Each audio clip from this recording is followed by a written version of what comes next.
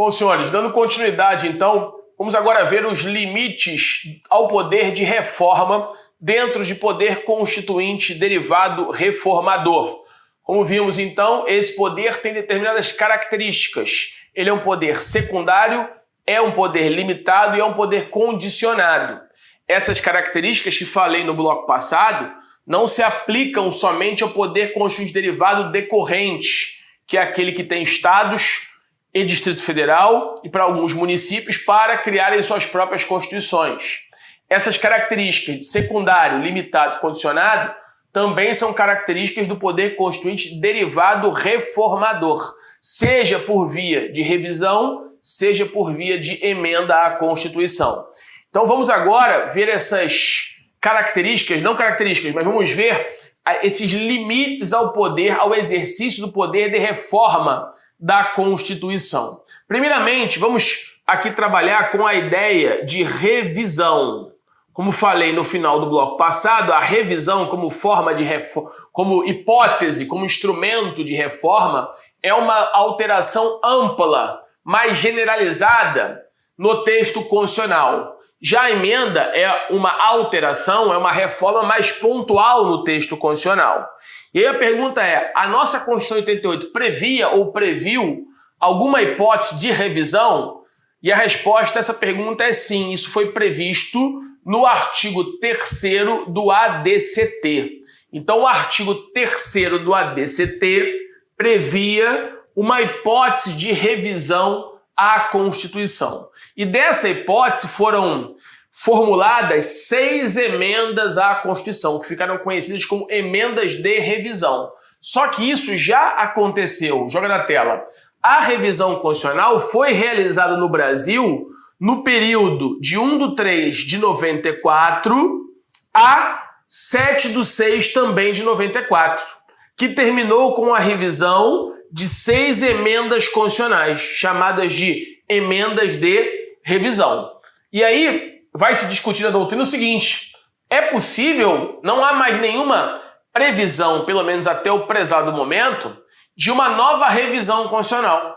Poderia haver uma revisão ou esta forma de alteração da Constituição já se exauriu, já se esgotou com a materialização do comando do artigo 3º do ADCT. A corrente majoritária, senhores, vai dizer que não é possível o surgimento de uma nova revisão. Então, você alterar a Constituição para permitir uma revisão é aquilo que alguns chamam de dupla reforma, dizendo que não caberia esse tipo de comportamento. Então, para a doutrina majoritária, na tela, não é possível se estabelecer uma nova revisão constitucional com base no atual texto constitucional. Por óbvio, como vimos, para isso só se fosse com o surgimento de uma nova Constituição, pela manifestação novamente de um novo poder constituinte, ou melhor, com a manifestação do poder constituinte originário, que a gente viu que uma das suas características é a sua latência. Ele é um poder permanente. Uma nova Constituição poderia prever, já que é fruto do PCO, o PCO é ilimitado. Mas com base nessa Constituição, não seria possível. Então, olha, como disse, há uma divergência sobre isso, né? Então, a pergunta é, caberia ou não revisão? Resposta, majoritariamente, não é possível a emenda de revisão. Isso já se esgotou com a materialização do artigo 3º do ADCT. Tudo bem? Visto isso, então, vamos agora ver a reforma através de emendas. Emendas à Constituição. E quando falamos de emendas, temos que pensar aqui nos limites ao poder de reforma da Constituição. E a doutrina vai apontar a existência de limites materiais, limites formais e limites circunstanciais. Primeiramente, vamos começar examinando os limites formais. Os limites formais estão previstos na Constituição no artigo 60, inciso 1, 2 e 3, parágrafos 2º, 3º e parágrafo 5º. Esses são os chamados limites formais. Esses limites formais, eles estão ligados ao procedimento para se alterar a Constituição. Então, olha o que vai dizer o artigo 60 na sua tela. A Constituição poderá ser emendada mediante proposta de 1/3, no mínimo, dos membros da Câmara dos Deputados ou do Senado Federal, do Presidente da República e de mais da metade das Assembleias Legislativas das unidades da Federação, manifestando-se cada uma delas pela maioria relativa dos seus membros. Então, senhores, aqui no artigo 60, 1, 2 e 3, estão os legitimados pelo poder constituinte originário a apresentar uma PEC, projetos de emenda à Constituição. Algumas observações são importantes aqui. Primeira observação que poderia dar ensejo a uma questão de prova. Observa-se, olhando o inciso 1, 2 e 3, que não há uma PEC originária de uma iniciativa popular. Nós sabemos que é possível a apresentação de uma iniciativa de projeto de lei infraconstitucional por iniciativa popular. Mas a pergunta que ele poderia fazer é: e uma emenda à Constituição poderia ser oriundo, ter como legitimado o povo? Uma emenda constitucional oriunda de uma iniciativa popular seria possível? A Constituição não previu tal hipótese. Então, dentre os legitimados para emendas constitucionais, para apresentação de PEC, não está a iniciativa popular de emenda à Constituição. Só que, note bem, o STF, em 2018, decidiu que as constituições estaduais, que, como vimos, são fruto do poder constituinte derivado reformador, podem prever em seus textos a possibilidade de emendas à Constituição dos estados através de iniciativa popular. Então, joga na tela, por favor. Observação: o STF, em 2018, decidiu que no âmbito, sublinha, estadual, pode existir iniciativa popular de PEC, de projeto de emenda à Constituição estadual, desde que previsto na própria Constituição daquele estado. Então, em outras palavras, a Constituição do Estado do Rio de Janeiro, por exemplo, ela pode trazer uma previsão de uma PEC para alterar a própria Constituição do Estado do Rio de Janeiro, sendo certo que o legitimado nesse caso seria a iniciativa popular, o povo. O STF reconheceu que isso é possível. Para quem quiser dar uma lida no julgado inteiro, isso está no informativo 921 do STF. Isso está no informativo 921 do STF. Então, primeiro ponto importante aqui é quem são os legitimados para a apresentação de uma PEC.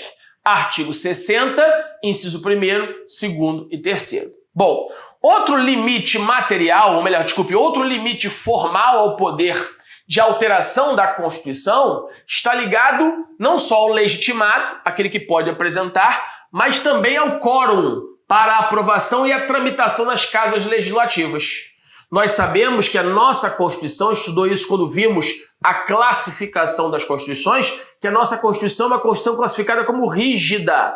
E por que ela é classificada como rígida? Porque quando eu comparo o processo de alteração das normas constitucionais do texto originário com a alteração das normas infraconstitucionais, eu percebo que a alteração das normas constitucionais requer um procedimento legislativo mais dificultoso. E mais dificultoso, primeiramente, porque vai ter um quórum qualificado. Eu preciso da aprovação de 3/5 dos membros das casas legislativas. É a chamada maioria qualificada. Ora, e além disso, eu preciso que essa PEC tramite 2 vezes em cada casa. Se isso for desrespeitado, eu estarei diante daquilo que se chama de vício formal. Vale aqui lembrar que a Emenda Constitucional 19 de 98, que trouxe a reforma administrativa do Estado, quando ela alterou o artigo 39 da Constituição, que falava sobre o regime jurídico único dos servidores públicos civis da União, Estados, municípios da DF, ela só tramitou 1 vez em cada casa, 1 vez no Senado e 1 vez na Câmara dos Deputados, violando um limite formal no que tange ao controle de constitucionalidade. Então ela foi objeto de ADIM 2135-4, e o Supremo declarou a inconstitucionalidade formal da Emenda Constitucional 19 de 98, quando alterou o artigo 39 da Constituição. Porque aqui eu estou diante de uma violação a um limite formal. Porque o procedimento para alteração da Constituição desrespeitou 60, parágrafo 2º, que é um limite formal. Na tela, a proposta será discutida e votada em cada casa, Câmara de Deputados e Senado, em 2 turnos,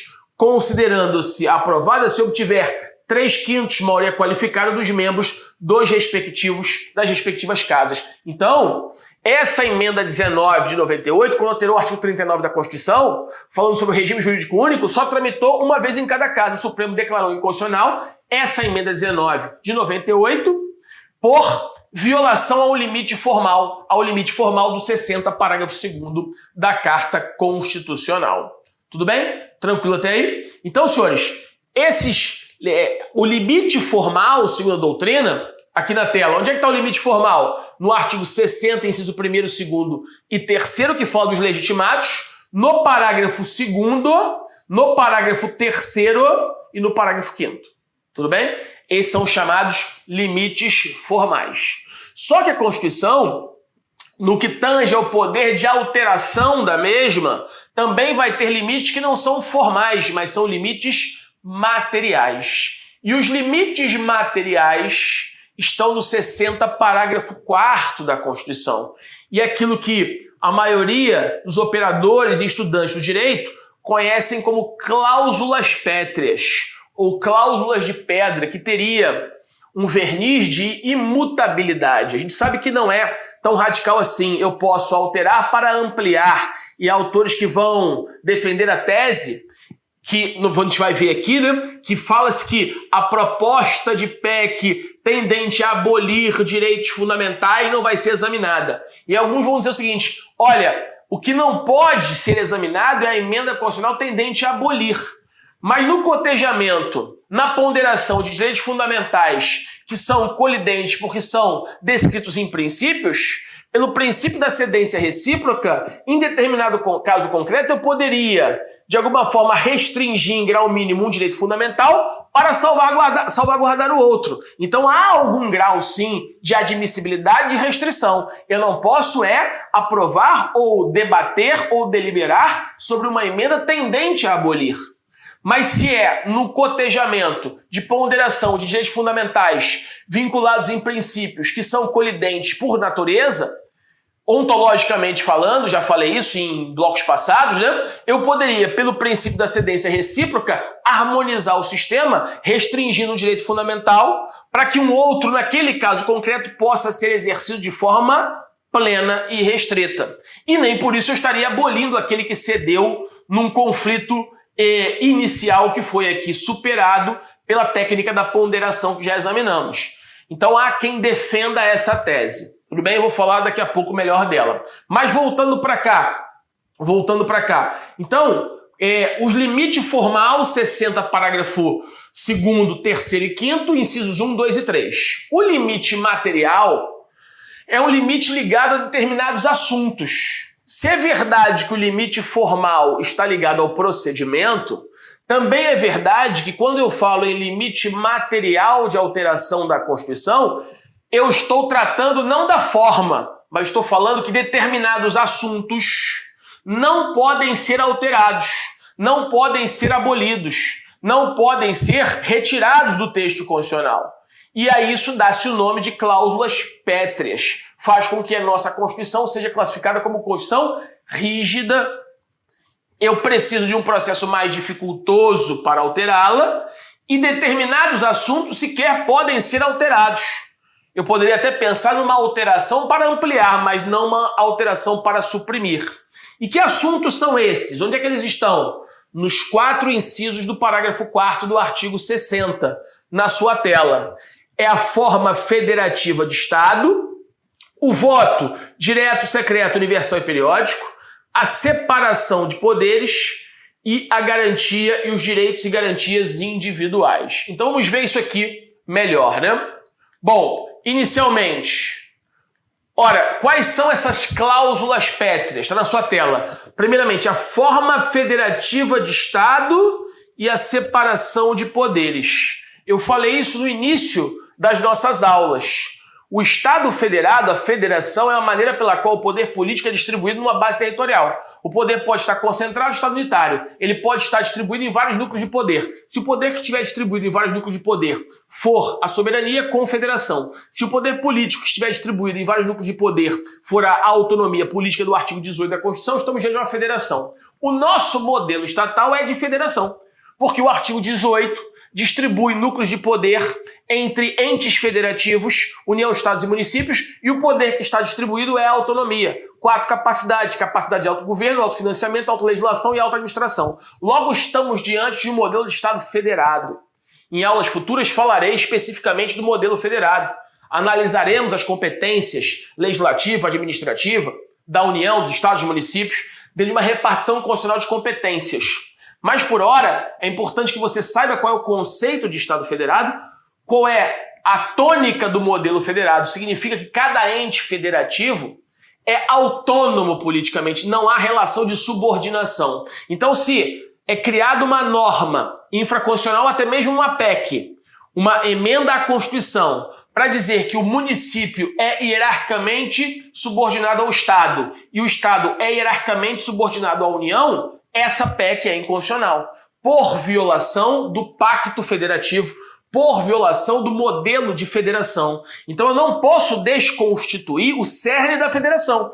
E o cerne da federação é cada ente estatal que compõe a República Federativa do Brasil é autônomo politicamente. Se eu altero a Constituição para mudar, dizendo que agora o Estado do Rio de Janeiro é subordinado à União Federal, eu estaria violando o modelo federativo, essa norma seria inconstitucional.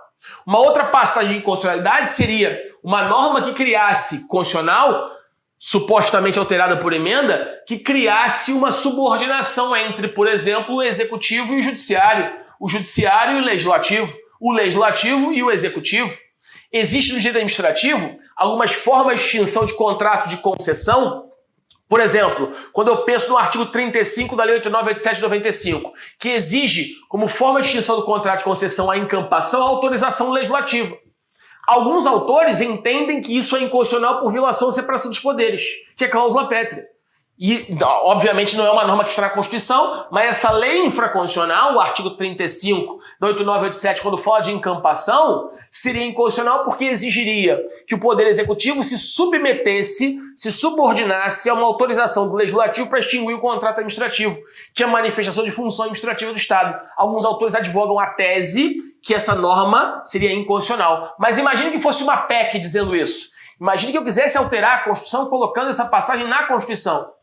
Obviamente surgiriam vozes dizendo que essa PEC seria inconstitucional por violação à separação de poderes, porque estaria subordinando o Executivo ao Poder Legislativo ao exigir uma aprovação de lei para prática de um ato ou para extinção de um contrato administrativo.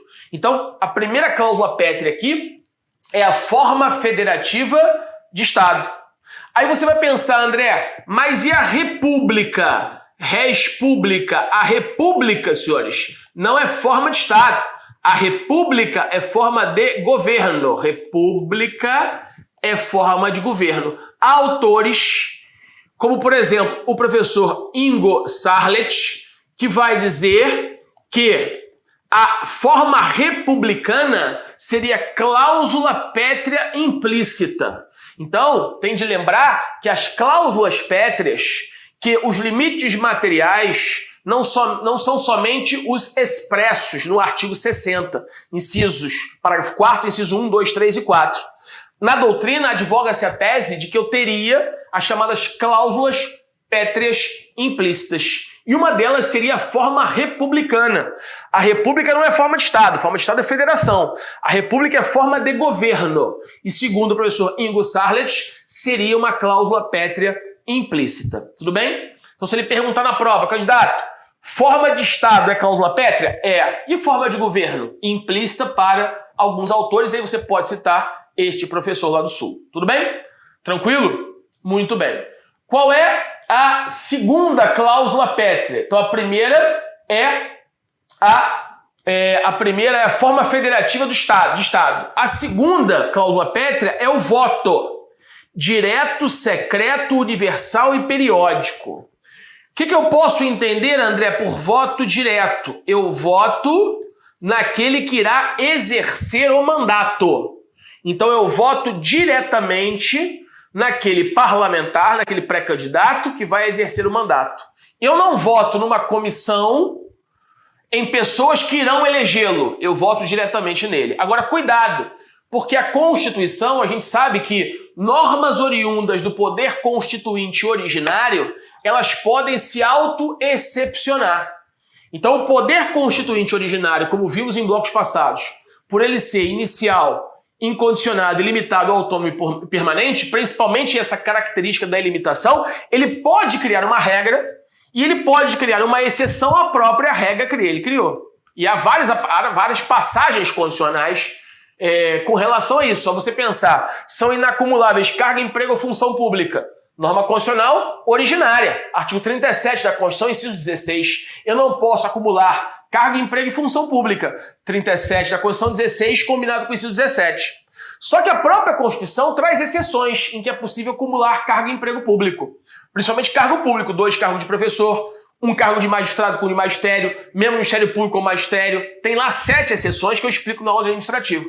Mas o fato é, só para mostrar a você, que eu posso ter uma norma constitucional que traga uma determinada regra, oriunda do PCO, e ela se auto-excepcionar, como eu acabei de citar o exemplo. E por que eu estou falando isso tudo? Porque com relação ao voto direto, há uma possibilidade de voto indireto.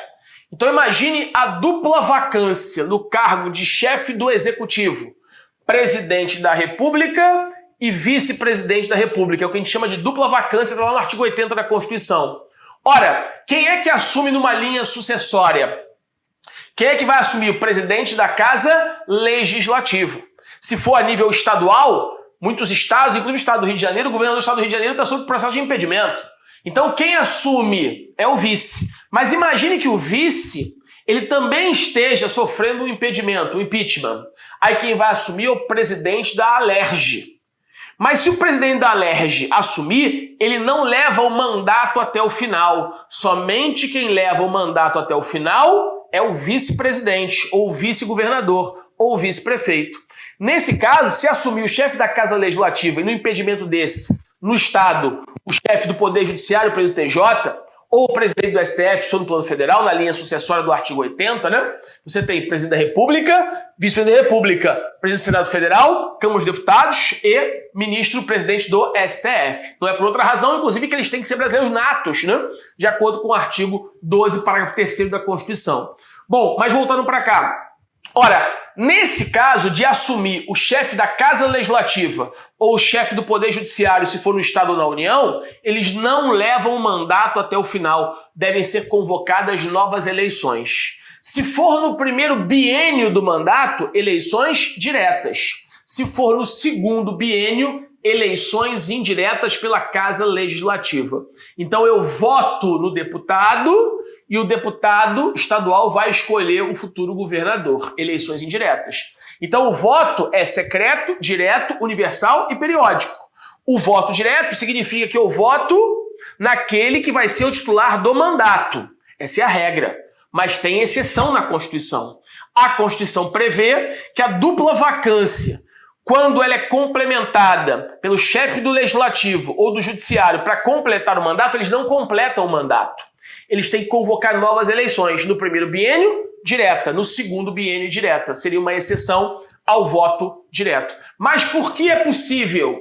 É possível porque está previsto na própria Constituição. Isso é fruto do poder constituinte originário. Imagine que essa passagem inconstitucional fosse fruto de uma emenda, seria inconstitucional. Porque ela só é viável porque quem a plasmou no texto constitucional foi o próprio PCO. E como disse, o PCO pode criar uma regra e ele mesmo se auto-excepcionar. Esse voto tem que ser secreto. Ora, se você quiser noticiar o seu voto, você até pode falar em quem você votou. Mas as autoridades públicas não pode ser aberto. Fulano votou em determinado candidato e por aí vai. Até para evitar um constrangimento. O chamado voto de cabresto, né? Eu tenho alguma incidência sobre você religiosa, financeira, econômica. Você tem alguma temeridade, um temor reverencial. E aí, se esse voto fosse aberto, você poderia ficar constrangido em votar conforme as suas convicções. Isso, obviamente, geraria uma mácula para o processo democrático, para a legitimidade do processo democrático. Então, o voto tem que ser direto, tem que ser secreto, tem que ser universal. Agora, cuidado, né? Porque essa é uma universalidade chamada pela doutrina de universalidade iuris, não universalidade fática.